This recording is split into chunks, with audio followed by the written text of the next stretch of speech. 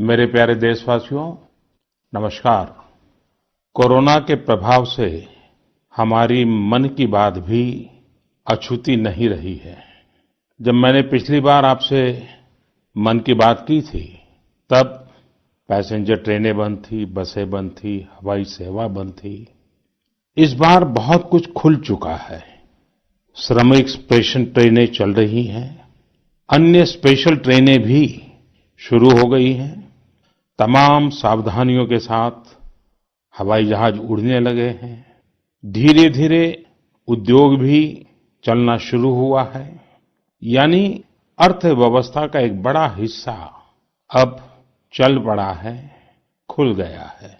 ऐसे में हमें और ज्यादा सतर्क रहने की आवश्यकता है। 2 गज की दूरी का नियम हो, मुंह पर मास्क लगाने की बात हो सके तो वहां तक घर में रहना हो, ये सारी बातों का पालन, उसमें जरा भी ढिलाई नहीं बरतनी चाहिए। देश में सबके सामूहिक प्रयासों से कोरोना के खिलाफ लड़ाई बहुत मजबूती से लड़ी जा रही है। जब हम दुनिया की तरफ देखते हैं तो हमें अनुभव होता है कि वास्तव में भारतवासियों की उपलब्धि कितनी बड़ी है। हमारी जनसंख्या ज्यादातर देशों से कई गुना ज्यादा है। हमारे देश में चुनौतियां भी भिन्न प्रकार की हैं, लेकिन फिर भी हमारे देश में कोरोना उतनी तेजी से नहीं फैल पाया जितना दुनिया के अन्य देशों में फैला।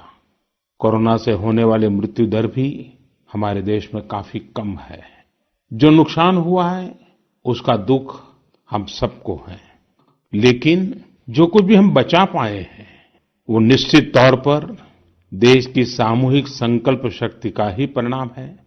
इतने बड़े देश में हर एक देशवासी ने खुद इस लड़ाई को लड़ने की ठानी है। ये पूरी मुहिम पीपल ड्रिवन है।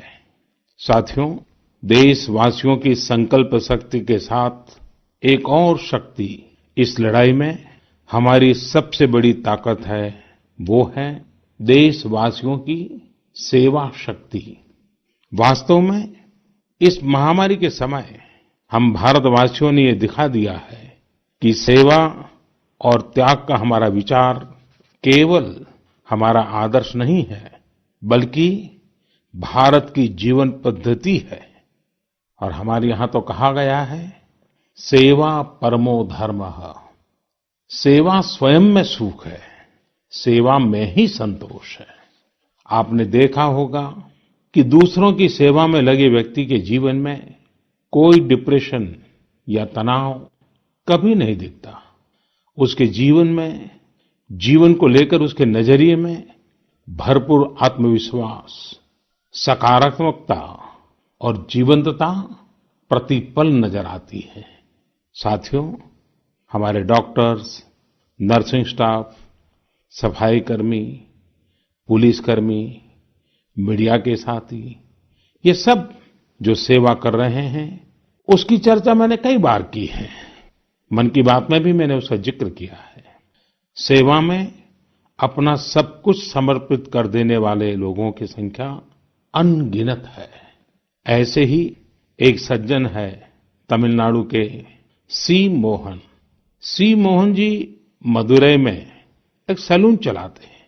अपनी मेहनत की कमाई से इन्होंने अपनी बेटी की पढ़ाई के लिए 5 लाख रुपए बचाए थे, लेकिन इन्होंने ये पूरी राशि इस समय जरूरतमंदों, गरीबों की सेवा के लिए खर्च कर दी। इसी तरह अगरतला में ठेला चलाकर जीवन यापन करने वाले गौतम दास जी अपनी रोजमर्रा की कमाई की बचत में से हर रोज दाल चावल खरीदकर जरूरतमंदों को खाना खिला रहे हैं। पंजाब के पठानकोट से भी एक ऐसा ही उदाहरण मुझे पता चला। यहाँ दिव्यांग भाई राजू ने दूसरों की मदद से जोड़ी गई छोटी सी पूंजी से 3000 से अधिक मास्क बनवाकर लोगों में बांटे। भाई राजू ने इस मुश्किल समय में करीब 100 परिवारों के लिए खाने का राशन भी जुटाया। देश के सभी इलाकों से विमेन सेल्फ हेल्प ग्रुप के परिश्रम की भी अनगिनत कहानियां इन दिनों हमारे सामने आ रही है। गांवों में, छोटे कस्बों में हमारी बहनें, बेटियां हर दिन हजारों की संख्या में मास्क बना रही हैं। तमाम सामाजिक संस्थाएं भी इस काम में इनका सहयोग कर रही हैं। साथियों, ऐसे कितने ही उदाहरण हर दिन दिखाई और सुनाई पड़ रहे हैं। कितने ही लोग खुद भी मुझे नमो ऐप और अन्य माध्यमों के जरिए अपने प्रयासों के बारे में बता रहे हैं। कई बार समय की कमी के चलते मैं बहुत से लोगों का, बहुत से संगठनों का, बहुत सी संस्थाओं का नाम नहीं ले पाता हूं। सेवाभाव से लोगों की मदद कर रहे ऐसे सभी लोगों की मैं प्रशंसा करता हूं, उनका आदर करता हूं, उनका तहे दिल से अभिनंदन करता हूं। मेरे प्यारे देशवासियों, एक और बात जो मेरे मन को छू गई है, वो है संकट की इस घड़ी में इनोवेशन। तमाम देशवासी गांवों से लेकर शहरों तक, हमारे छोटे व्यापारियों से लेकर स्टार्टअप तक, हमारी लैब्स कोरोना के खिलाफ लड़ाई में नए-नए तरीके इजाद कर रहे हैं, नए-नए इनोवेशन कर रहे हैं। जैसे नासिक के राजेंद्र यादव का उदाहरण बहुत दिलचस्प है। राजेंद्र जी नासिक में सतना गांव के किसान हैं। अपने गांव को कोरोना संक्रमण से बचाने के लिए उन्होंने अपने ट्रैक्टर से जोड़कर एक सैनिटाइजेशन मशीन बना ली है और ये इनोवेटिव मशीन बहुत प्रभावी तरीके से काम कर रही है। इसी तरह मैं सोशल मीडिया में कई तस्वीरें देख रहा था। कई दुकानदारों ने 2 गज की दूरी के लिए दुकान में बड़े पाइपलाइन लगा लिए हैं, जिसमें एक छोर से वो ऊपर से सामान डालते हैं और दूसरी छोर से ग्राहक अपना सामान ले लेते हैं। इस दौरान पढ़ाई के क्षेत्र में भी कई अलग-अलग इनोवेशन शिक्षकों और छात्रों ने मिलकर किए हैं। ऑनलाइन क्लासेस, वीडियो क्लासेस, उसको भी अलग-अलग तरीकों से इनोवेट किया जा रहा है। कोरोना की वैक्सीन पर हमारी लैब्स में जो काम हो रहा है, उस पर तो दुनिया भर की नजर है और हम सबकी आशा भी। किसी भी परिस्थिति को बदलने के लिए इच्छा शक्ति के साथ ही बहुत कुछ इनोवेशन पर भी निर्भर करता है। हजारों सालों की मानव जात की यात्रा लगातार इनोवेशन से ही इतने आधुनिक दौर में पहुंची है। इसलिए इस महामारी पर जीत के लिए हमारे ये विशेष इनोवेशंस भी बहुत बड़ा आधार है। साथियों, कोरोना के खिलाफ लड़ाई का यह रास्ता लंबा है। एक ऐसी आपदा जिसका पूरी दुनिया के पास कोई इलाज ही नहीं है, जिसका कोई पहले का अनुभव भी नहीं है। तो ऐसे में नई-नई चुनौतियां और उसके कारण परेशानियां हम अनुभव भी कर रहे हैं। ये दुनिया के हर कोरोना प्रभावित देश में हो रहा है और इसलिए भारत भी इससे अछूता नहीं है। हमारे देश में भी कोई वर्ग ऐसा नहीं है जो कठिनाई में न हो, परेशानी में न हो। और इस संकट की सबसे बड़ी चोट अगर किसी पर पड़ी है तो हमारे गरीब, मजदूर, श्रमिक वर्ग पर पड़ी है। उनकी तकलीफ, उनका दर्द, उनकी पीड़ा शब्दों में नहीं कही जा सकती। हम में से कौन ऐसा होगा जो उनकी और उनके परिवार की तकलीफों को अनुभव न कर रहा हो। हम सब मिलकर इस तकलीफ को, इस पीड़ा को बांटने का प्रयास कर रहे हैं। पूरा देश प्रयास कर रहा है। हमारे रेलवे के साथी दिन रात लगे हुए हैं। केंद्र हो, राज्य हो, स्थानीय स्वराज की संस्थाएं हो, हर कोई दिन रात मेहनत कर रहे हैं। जिस प्रकार रेलवे के कर्मचारी आज जुटे हुए हैं, वे भी एक प्रकार से अग्रिम पंक्ति में खड़े कोरोना वॉरियर्स ही है। लाखों श्रमिकों को ट्रेनों से और बसों से सुरक्षित ले जाना, उनके खाने पीने की चिंता करना, हर जिले में क्वारंटाइन केंद्रों की व्यवस्था करना, सभी की टेस्टिंग, चेकअप उपचार की व्यवस्था करना, ये सब काम लगातार चल रहे हैं और बहुत बड़ी मात्रा में चल रहे हैं। लेकिन साथियों, जो दृश्य आज हम देख रहे हैं, इससे देश को अतीत में जो कुछ हुआ, उसके अवलोकन और भविष्य के लिए सीखने का अवसर भी मिला है। आज हमारे श्रमिकों की पीड़ा में हम देश के पूर्वी हिस्से की पीड़ा को देख सकते हैं। जिस पूर्वी हिस्से में देश का ग्रोथ इंजन बनने की क्षमता है, जिसके श्रमिकों के बाहुबल में देश को नई ऊंचाई पर ले जाने का सामर्थ्य है, उस पूर्वी हिस्से का विकास बहुत आवश्यक है। पूर्वी भारत के विकास से ही देश का संतुलित आर्थिक विकास संभव है। देश ने जब मुझे सेवा का अवसर दिया, तभी से हमने पूर्वी भारत के विकास को प्राथमिकता दी है। मुझे संतोष है कि बीते वर्षों में इस दिशा में बहुत कुछ हुआ है और अब प्रवासी मजदूरों को देखते हुए बहुत कुछ नए कदम उठाना भी आवश्यक हो गया है और हम लगातार उस दिशा में आगे बढ़ रहे हैं। जैसे कहीं श्रमिकों की स्किल मैपिंग का काम हो रहा है, कहीं स्टार्टअप्स इस काम में जुटे हैं, कहीं माइग्रेशन कमीशन बनाने की बात हो रही है। इसके अलावा केंद्र सरकार ने अभी जो फैसले लिए हैं, उससे भी गांवों में रोजगार, स्वरोजगार, लघु उद्योगों से जुड़ी विशाल संभावनाएं खुली हैं। ये फैसले इन स्थितियों के समाधान के लिए हैं, आत्मनिर्भर भारत के लिए हैं। अगर हमारे गांव आत्मनिर्भर होते, हमारे कस्बे, हमारे जिले, हमारे राज्य आत्मनिर्भर होते, तो अनेक समस्याओं ने वो रूप नहीं लिया होता जिस रूप में वो आज हमारे सामने खड़ी है। लेकिन अंधेरे से रोशनी की ओर बढ़ना मानव स्वभाव है। तमाम चुनौतियों के बीच मुझे खुशी है कि आत्मनिर्भर भारत पर आज देश में व्यापक मंथन शुरू हुआ है। लोगों ने अब इसे अपना अभियान बनाना शुरू किया है। इस मिशन का नेतृत्व देशवासी अपने हाथ में ले रहे हैं। बहुत से लोगों ने तो ये भी बताया है कि उन्होंने जो जो सामान उनके इलाके में बनाए जाते हैं, उनकी एक पूरी लिस्ट बना ली है। ये लोग अब इन लोकल प्रोडक्ट्स को ही खरीद रहे हैं और वोकल फॉर लोकल को प्रमोट भी कर रहे हैं। मेक इन इंडिया को बढ़ावा मिले, इसके लिए सब कोई अपना अपना संकल्प जता रहा है। बिहार के हमारे एक साथी श्रीमान हिमांशु ने मुझे नमो ऐप पर लिखा है कि वो एक ऐसा दिन देखना चाहते हैं जब भारत विदेश से आने वाले आयात को कम से कम कर दे, चाहे पेट्रोल, डीजल, ईंधन का आयात हो, इलेक्ट्रॉनिक आइटम्स का आयात हो, यूरिया का आयात हो या फिर खाद्य तेल का आयात हो। मैं उनकी भावनाओं को समझता हूं। हमारे देश में कितनी ही ऐसी चीजें बाहर से आती हैं जिन पर हमारे ईमानदार टैक्स पेयर्स का पैसा खर्च होता है, जिनका विकल्प हम आसानी से भारत में तैयार कर सकते हैं।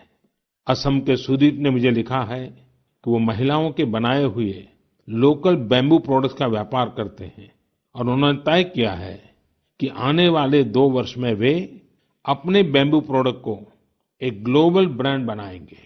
मुझे पूरा भरोसा है आत्मनिर्भर भारत अभियान इस दशक में देश को नई ऊंचाई पर ले जाएगा।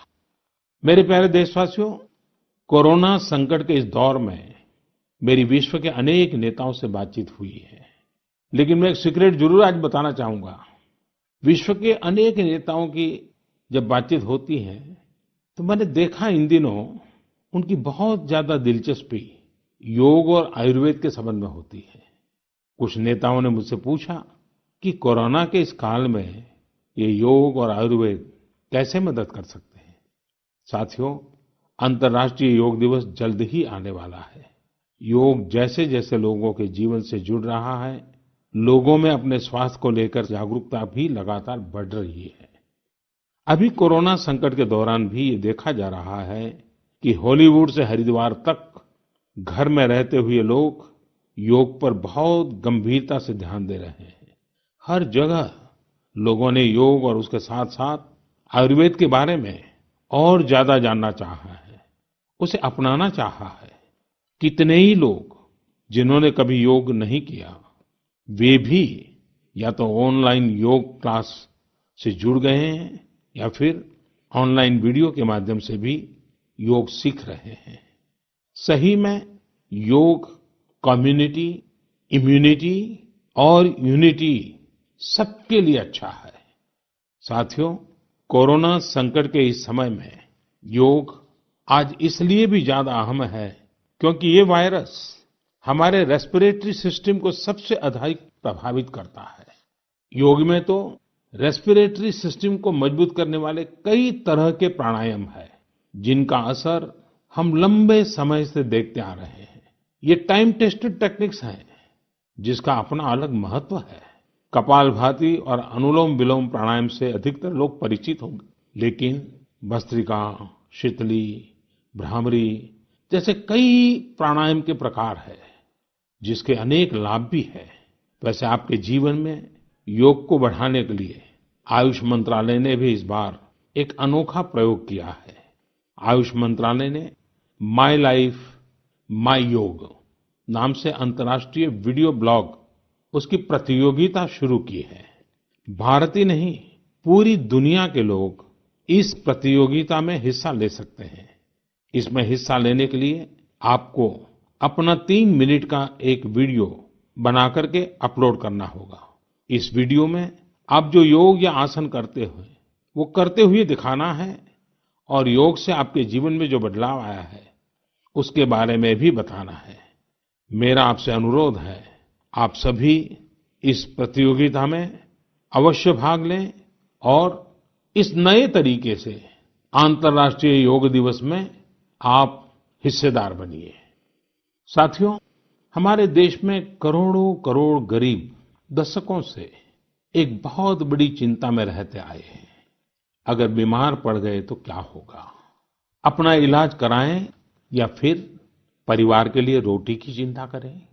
इस तकलीफ को समझते हुए इस चिंता को दूर करने के लिए ही करीब 1.5 साल पहले आयुष्मान भारत योजना शुरू की गई थी। कुछ ही दिन पहले आयुष्मान भारत के लाभार्थियों की संख्या 1 करोड़ के पार हो गई है। 1 करोड़ से ज्यादा मरीज मतलब देश के 1 करोड़ से अधिक परिवारों की सेवा हुई है। 1 करोड़ से ज्यादा मरीज का मतलब क्या होता है मालूम है? 1 करोड़ से ज्यादा मरीज मतलब नॉर्वे जैसा देश, सिंगापुर जैसा देश, उसकी जो टोटल जनसंख्या है उससे 2 गुना लोगों को मुफ्त में इलाज दिया गया है। अगर गरीबों को अस्पताल में भर्ती होने के बाद इलाज के लिए पैसे देने पड़ते, इनका मुफ्त इलाज नहीं हुआ होता, तो उन्हें एक मोटा मोटा अंदाज है करीब करीब 14,000 करोड़ रुपए से भी ज्यादा अपनी जेब से खर्च करने पड़ते हैं। आयुष्मान भारत योजना ने गरीबों के पैसे खर्च होने से बचाए हैं। मैं आयुष्मान भारत के सभी लाभार्थियों के साथ साथ मरीजों का उपचार करने वाले सभी डॉक्टरों, नर्सेज और मेडिकल स्टाफ को भी बधाई देता हूं। आयुष्मान भारत योजना के साथ एक बहुत बड़ी विशेषता पोर्टेबिलिटी की सुविधा भी है। पोर्टेबिलिटी ने देश को एकता के रंग में रंगने में भी मदद की है। यानी बिहार का कोई गरीब अगर चाहे तो उसे कर्नाटका में भी वही सुविधा मिलेगी जो उसे अपने राज्य में मिलती। इसी तरह महाराष्ट्र का कोई गरीब चाहे तो इस इलाज की वही सुविधा तमिलनाडु में मिलती। इस योजना के कारण किसी क्षेत्र में जहां स्वास्थ्य की व्यवस्था कमजोर है, वहां के गरीब को देश के किसी भी कोने में उत्तम इलाज कराने की सहूलियत मिलती है। साथियों, आप ये जानकर हैरान रह जाएंगे कि 1 करोड़ लाभार्थियों में से 80% लाभार्थी देश के ग्रामीण इलाकों के हैं। इनमें भी करीब करीब 50% लाभार्थी हमारी माताएं, बहनें और बेटियां हैं। इन लाभार्थियों में ज्यादातर लोग ऐसी बीमारियों से पीड़ित थे जिनका इलाज सामान्य दवाओं से संभव नहीं था। इनमें से 70% लोगों की सर्जरी की गई है। आप अनुमान लगा सकते हैं कि कितनी बड़ी तकलीफों से इन लोगों को मुक्ति मिली है। मणिपुर के चुराचांदपुर में 6 साल के बच्चे केलेनसांग, उसको भी इसी तरह आयुष्मान योजना से नया जीवन मिला है। केलेनसांग को इतनी छोटी उम्र में ब्रेन की गंभीर बीमारी हो गई। इस बच्चे के पिता दिहाड़ी मजदूर हैं और माँ बुनाई का काम करती हैं। ऐसे में बच्चे का इलाज कराना बहुत कठिन हो रहा था, लेकिन आयुष्मान भारत योजना से अब उनके बेटे का मुफ्त इलाज हो गया है। कुछ इसी तरह का अनुभव पुडुचेरी की अमूर्था वल्ली जी का भी है। उनके लिए भी आयुष्मान भारत योजना संकट मोचक बनकर आई है। अमूर्था वल्ली जी के पति की हार्ट अटैक से दुखद मृत्यु हो चुकी है। उनके 27 साल के बेटे जीवा को भी हार्ट की बीमारी थी।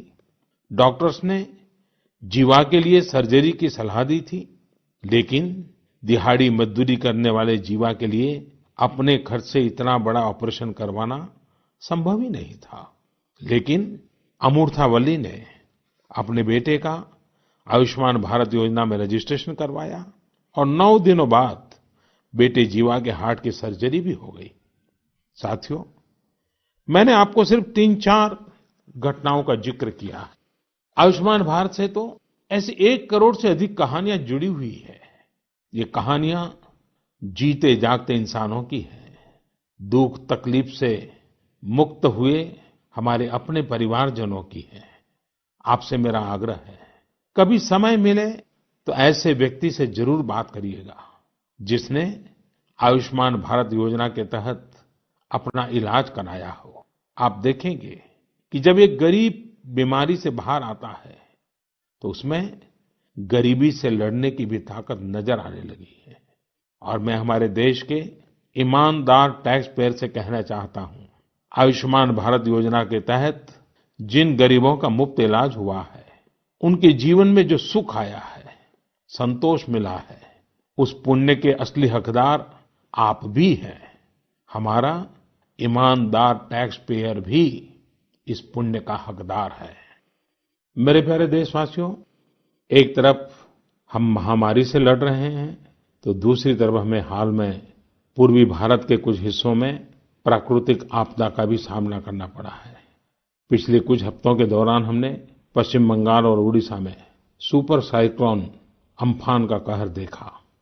तूफान से अनेकों घर तबाह हो गए, किसानों को भी भारी नुकसान हुआ। हालात का जायजा लेने के लिए मैं पिछले हफ्ते उड़ीसा और पश्चिम बंगाल गया था। पश्चिम बंगाल और उड़ीसा के लोगों ने जिस हिम्मत और बहादुरी के साथ हालात का सामना किया है, प्रशंसनीय है। संकट की इस घड़ी में देश भी हर तरह से वहां के लोगों के साथ खड़ा है। साथियों, एक तरफ जहां पूर्वी भारत तूफान से आई आपदा का सामना कर रहा है, वहीं दूसरी तरफ देश के कई हिस्से टिड्डियों या लोकस्ट के हमले से प्रभावित हुए हैं। इन हमलों ने फिर हमें याद दिलाया है कि ये छोटा सा जीव कितना नुकसान करता है। टिड्डी दल का हमला कई दिनों तक चलता है। बहुत बड़े क्षेत्र पर इसका प्रभाव पड़ता है। भारत सरकार हो, राज्य सरकार हो, कृषि विभाग हो, प्रशासन भी इस संकट के नुकसान से बचने के लिए, किसानों की मदद करने के लिए आधुनिक संसाधनों का भी उपयोग कर रहा है। नए नए आविष्कार की तरफ भी ध्यान दे रहा है। और मुझे विश्वास है कि हम सब मिलकर के हमारे कृषि क्षेत्र पर ये जो संकट आया है, उससे भी लोहा लेंगे, बहुत कुछ बचा लेंगे। मेरे प्यारे देशवासियों, कुछ दिन बाद ही 5 जून को पूरी दुनिया विश्व पर्यावरण दिवस मनाएगी। विश्व पर्यावरण दिवस पर इस साल की थीम है बायोडायवर्सिटी, यानी जैव विविधता। वर्तमान परिस्थितियों में यह थीम विशेष रूप से महत्वपूर्ण है। लॉकडाउन के दौरान पिछले कुछ हफ्तों में जीवन की रफ्तार थोड़ी धीमी जरूर हुई है, लेकिन इससे हमें अपने आसपास प्रकृति की समृद्ध विविधता को, जैव विविधता को करीब से देखने का अवसर भी मिला है। आज कितने ही ऐसे पक्षी जो प्रदूषण और शोर शराबे में ओझल हो गए थे, सालों बाद उनकी आवाज को लोग अपने घरों में सुन रहे हैं। अनेक जगहों से जानवरों के उन्मुक्त विचरण की खबरें भी आ रही हैं। मेरी तरह आपने भी सोशल मीडिया में जरूर इन बातों को देखा होगा, पढ़ा होगा। बहुत लोग कह रहे हैं, लिख रहे हैं, तस्वीरें साझा कर रहे हैं कि वो अपने घर से दूर-दूर पहाड़ियां देख पा रहे हैं, दूर-दूर जलती हुई रोशनी देख रहे हैं। इन तस्वीरों को देखकर कई लोगों के मन में ये संकल्प उठा होगा, क्या हम उन दृश्यों को ऐसे ही बना रख सकते हैं? इन तस्वीरों ने लोगों को प्रकृति के लिए कुछ करने की प्रेरणा भी दी है। नदियां सदा स्वच्छ रहें, पशु पक्षियों को भी खुलकर जीने का हक मिले, आसमान भी साफ सुथरा हो, इसके लिए हम प्रकृति के साथ तालमेल बिठाकर जीवन जीने की प्रेरणा ले सकते हैं। मेरे प्यारे देशवासियों, हम बार बार सुनते हैं, जल है तो जीवन है, जल है तो कल है, लेकिन जल के साथ हमारी जिम्मेवारी भी है। वर्षा का पानी, बारिश का पानी, ये हमें बचाना है।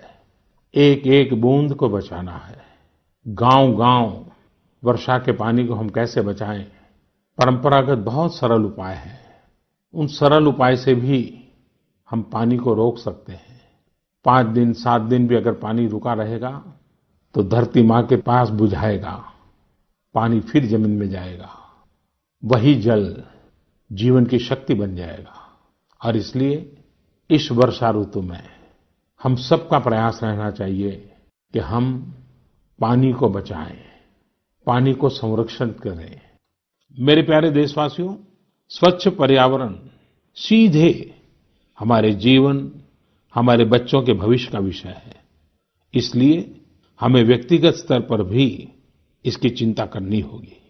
मेरा आपसे अनुरोध है कि इस पर्यावरण दिवस पर कुछ पेड़ अवश्य लगाएं और प्रकृति की सेवा के लिए कुछ ऐसा संकल्प अवश्य लें, जिससे प्रकृति के साथ आपका हर दिन का रिश्ता बना रहे। हाँ, गर्मी बढ़ रही है, इसलिए पक्षियों के लिए पानी का इंतजाम करना मत भूलिएगा। साथियों, हम सबको ये भी ध्यान रखना होगा कि इतनी कठिन तपस्या के बाद, इतनी कठिनाइयों के बाद देश ने जिस तरह हालत संभाला है, उसे बिगड़ने नहीं देना है। हमें इस लड़ाई को कमजोर नहीं होने देना है। हम लापरवाह हो जाएं, सावधानी छोड़ दें, ये कोई विकल्प नहीं है। कोरोना के खिलाफ लड़ाई अब भी उतनी ही गंभीर है। आपको, आपके परिवार को कोरोना से अभी भी उतना ही गंभीर खतरा हो सकता है। हमें हर इंसान की जिंदगी को बचाना है। इसलिए 2 गज की दूरी, चेहरे पर मास्क, हाथों को धोना, इन सब सावधानियों का वैसे ही पालन करते रहना है जैसे अभी तक करते आए हैं। मुझे पूरा विश्वास है कि आप अपने लिए, अपनों के लिए, अपने देश के लिए ये सावधानी जरूर रखेंगे। इसी विश्वास के साथ आपके उत्तम स्वास्थ्य के लिए मेरी हार्दिक शुभकामनाएं हैं। अगले महीने फिर एक बार मन की बात अनेक नए विषयों के साथ जरूर करेंगे। धन्यवाद।